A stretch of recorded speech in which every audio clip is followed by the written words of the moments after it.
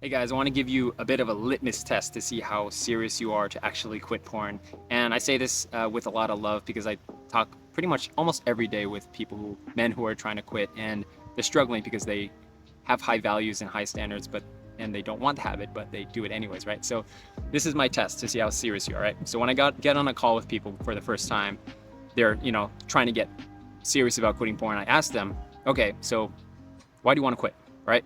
And usually, because people join a program when they're very desperate to quit, they'll say something like, "Oh, they'll talk about all the things that it's taken away from their life, and they'll try to kind of get them to more adequately and seriously quit the thing." So, and I say, "Okay," so I repeat, like, "So it sounds like this is causing you a lot of pain, right?" And they're like, "Yeah, it's causing a lot of pain. It's causing a lot of turmoil and torment in my life." And then I ask them, "Why don't you stop?" Right? And they go, "It's a good question."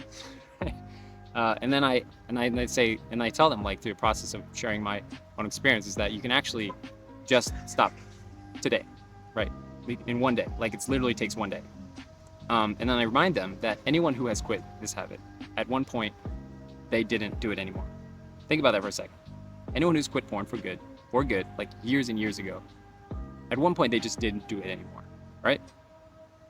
So many times people feel like it's like this grand weaning off process where it takes months and months and years, and then you have to do it once a month and every 2 months and every 3 months and then once a year, and then you're good, right? That doesn't make sense, because the nature of an addiction, the nature of a dopamine hit, is that one exposure will lead to another. That's how addictions are formed, right?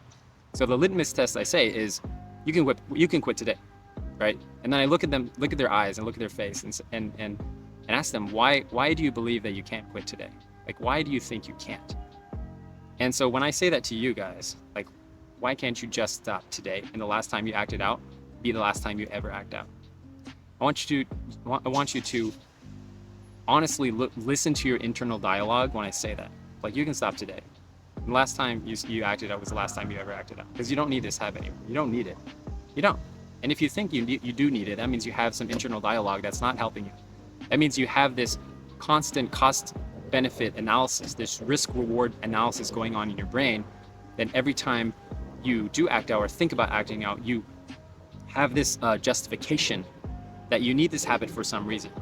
Now, that might be a deeply subconscious belief you have, but you do believe it. Anyone who has a PMO habit to some degree believes fundamentally that they need this habit, and it adds some kind of benefit to your life.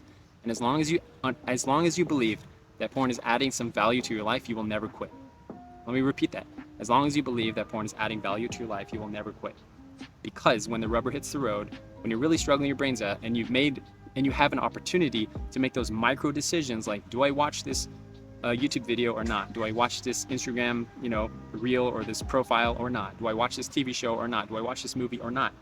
It's those micro decisions that will eventually lead you to having long-term success or short-term gratification. Long-term success and happiness or short-term gratification. Now, it's the people that understand that there's no value. If I just engage this little monster, this dopamine monster, a little bit, if I just watch that one video, I've already lost the battle.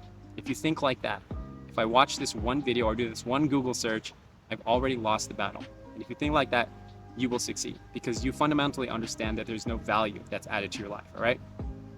And until you get to that place where you realize that there's no benefit, like zero, and there's only a void that is created, with this habit, then you will see success. But as long as you're living this cost-benefit world where you're like, well, it's okay occasionally, and it's helping me with stress relief or anxiety relief, or it's helping me because I'm bored sometimes, or I'm aroused and I don't want to be aroused anymore. Well, guess what, guys?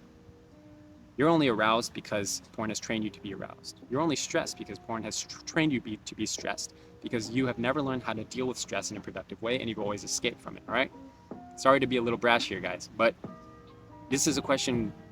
Every time I talk to someone, I'm like, why do you want to quit? Or why haven't you quit? And there's always like, oh, well, reasons. I need to recover. I need to heal. I was like, great. Yes, you do need to recover. Yes, you do need to heal.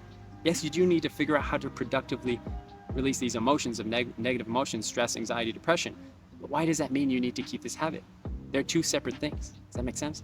Why does that mean you need to keep the habit with you? All right, hope this is helpful, you guys. Lots of love. Take care.